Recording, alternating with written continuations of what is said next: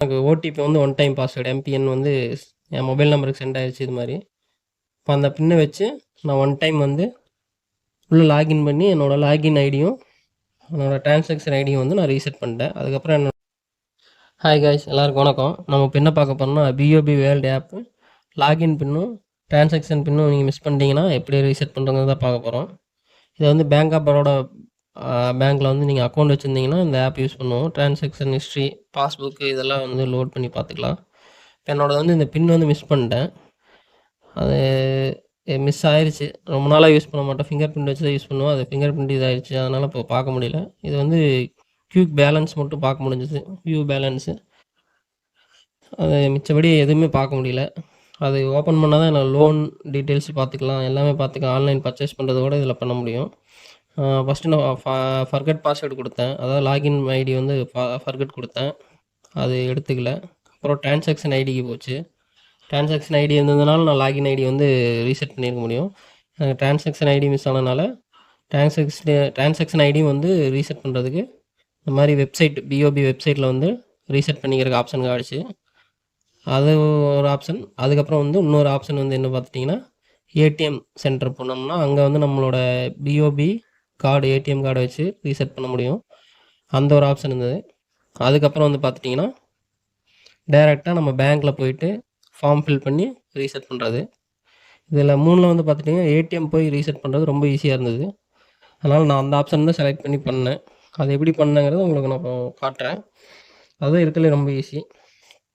மிச்சது branch போகிறதா இருந்தாலும் இது மாதிரி பிரான்ச் போய் நம்ம ஃபில் பண்ணி கொடுக்கணும். அது ஒரு நாள் நம்ம செலவு பண்ணணும். அப்படிங்கிறனால நான் ஏடிஎம் சென்டருக்கு போயிட்டு வந்தேன்.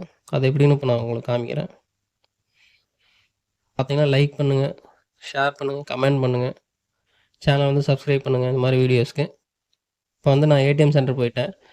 என் ஏடிஎம் கார்டு போட்டுட்டு லாங்குவேஜ் செட் பண்ணிட்டு அதுக்கப்புறம் ஏடிஎம் பின் செலக்ட் பண்ணி பின் செட் பண்ணிட்டேன். அதாவது என்னோடய நார்மல் ஏடிஎம் பின் வந்து என்ட்ரு பண்ணிட்டு அதுக்கப்புறம் மொபைல் பேங்கிங் ஆப்ஷன் வந்து செலக்ட் பண்ணி அதுக்கப்புறம் இங்கே மூணாவதாக இருக்கும் லாகின் ஐடி, பாஸ்வேர்டு வந்து ரீசெட் பண்ணுறது. அதில் செலக்ட் பண்ணல நம்ம 10 டிஜிட் மொபைல் நம்பர் வந்து என்ட்ரு பண்ணுற மாதிரி இருக்கும். அதை என்ட்ரு பண்ணி முடிச்சதுக்கப்புறம் திரும்ப ஒரு டைம் வந்து நம்ம மறுபடியும் ஒரு தடவை மொபைல் நம்பர் வந்து ரீஎன்ட்ரு பண்ணணும். அது இப்போ நான் பண்ணிச்சதுக்கப்புறம் என்ன ஆகும்னா நமக்கு வந்து நம்மளோட மொபைல் நம்பருக்கு வந்து ஓடிபியாக வந்துடும். அதாவது ஓடிபி ஒன் டைம் பாஸ்வேர்டு வரும். அதுக்கு முன்னாடி நம்ம பேங்க் வந்து என்ன அக்கௌண்ட்டுங்கிறது செலக்ட் பண்ணணும். சேவிங்ஸ் அக்கௌண்ட், அதனால் செலக்ட் பண்ணிட்டேன். அப்புறம் லோட் ஆகுது, டிரான்சாக்ஷன் பீயிங் ப்ராசஸ்டு. அதுக்கப்புறம் எனக்கு ஓடிபி வந்து ஒன் டைம் பாஸ்வேர்டு எம்பிஎன் வந்து என் மொபைல் நம்பருக்கு சென்ட் ஆகிடுச்சு இது மாதிரி.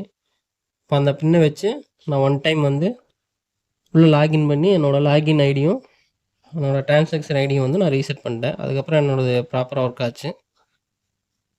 லாகின் ஐடி வந்து நான் புதுசாக க்ரியேட் பண்ணது இது. நீங்கள் உள்ளே போனீங்கன்னாவே அந்த பின் என்ட்ரு பண்ணிட்டீங்க அப்படின்னா உங்களுக்கு லாகின் பின் வந்து ரீசெட் நியூ லாகின் பின்னு கேட்கும் 2 டைம். அது கொடுத்ததுக்கப்புறம் டிரான்சாக்ஷன் பின்னு 2 டைம் கேட்கும். அதே நீங்கள் கொடுத்துட்டிங்கன்னா உங்களுக்கு லாகின் ஐடி, லாகின் பின்னும் செட் ஆயிரும், டிரான்சாக்ஷன் பின்னும் புதுசாக செட் ஆயிரும். அதுக்கப்புறம் இந்த மாதிரி ஆப் வந்து உங்களுக்கு ஓப்பன் ஆகணும்னு வச்சிடும்.